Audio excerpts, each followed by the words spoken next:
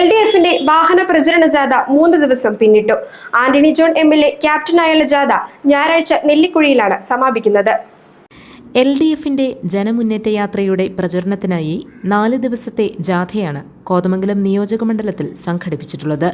ജാഥ 3 ദിവസം പിന്നിട്ടു. 3-ാം ദിവസം കോട്ടപ്പടി, പിണ്ടിമന, കീരമ്പാറ, കുട്ടമ്പുഴ പഞ്ചായത്തുകളിലായിരുന്നു പര്യടനം. കേരളത്തിലുടനീളം ജനസാഗരം തീർത്തു മുന്നേറുന്ന വികസന മുന്നേറ്റ ജാഥയും ജോസ് കെ മാണിയും നയിക്കുന്ന LDFന്റെ വികസന മുന്നേറ്റ ജാഥ ഈ വരുന്ന 10-ാം തീയതി ചൊവ്വാഴ്ച വൈകിട്ട് 5 മണിക്ക്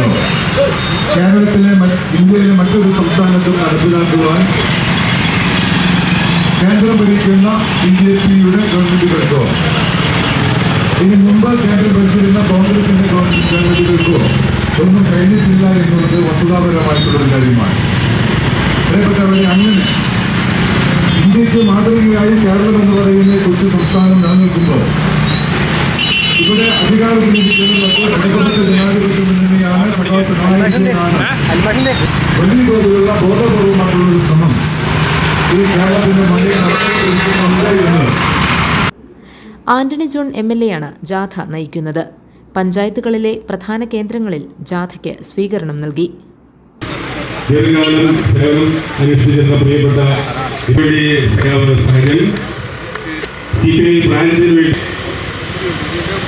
CHന് വേണ്ടി സഖാവ് TS സജീഷ്, അസോസിയേഷന് വേണ്ടി സഖാവ് സനുദേഫിക്ക് വേണ്ടി ആഷിഖ് അഷറഫ്, മഹിളാ സംഘത്തിന് വേണ്ടി രാധാ സഹവും ഉച്ചഭക്ഷണം നമ്മുടെ പാർട്ടി ഓഫീസിൽ കോതമംഗലം മണ്ഡലത്തില് ഊഷ്മളമായ സ്വീകരണം മുത്തക്കുഴിയിൽ സ്വീകരണം ഏറ്റുവാങ്ങുകയാണ്. പ്രിയപ്പെട്ടവരെല്ലാവരും പ്രിയപ്പെട്ട നമ്മുടെ ആന്റണി ജോൺ MLA ജനകീയനായ കോതമംഗലത്തിന്റെ സ്വീകരണ കേന്ദ്രങ്ങളിൽ വിവിധ നേതാക്കൾ പ്രസംഗിച്ചു.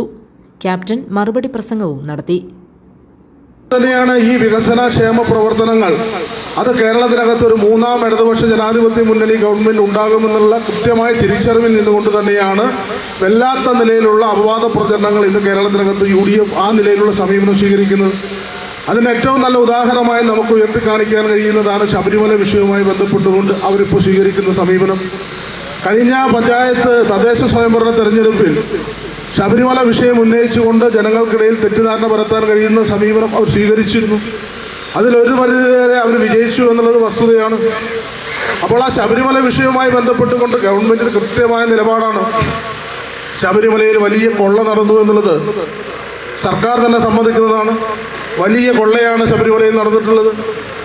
ആ കൊള്ള നടത്തിയ ആളുകൾ ആരാണെങ്കിലും അതിന് ജാതിയുടെയോ മതത്തിൻ്റെയോ രാഷ്ട്രീയത്തിൻ്റെയോ ഒരു പിൻബലവും അതിനൊരു പ്രശ്നമാകില്ല എന്ന് കണ്ടുകൊണ്ട് തന്നെയാണ് ഗവൺമെന്റ് കൃത്യമായ നിലപാട് സ്വീകരിച്ചു.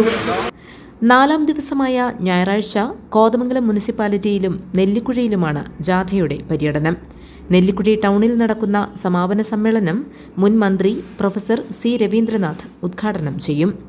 ജോസ് കെ മാണി നയിക്കുന്ന വികസന മുന്നേറ്റ യാത്ര ചൊവ്വാഴ്ചയാണ് കോതമംഗലത്ത് എത്തിച്ചേരുന്നത്. ജില്ലയിലെ ആദ്യ സ്വീകരണമാണ് കോതമംഗലത്തേത്. കേരള കോൺഗ്രസ് നേതാവ് ജോസ് കെ മാണിയാണ് വികസന മുന്നേറ്റ യാത്ര നയിക്കുന്നത്. GTV news, Kothamangalam.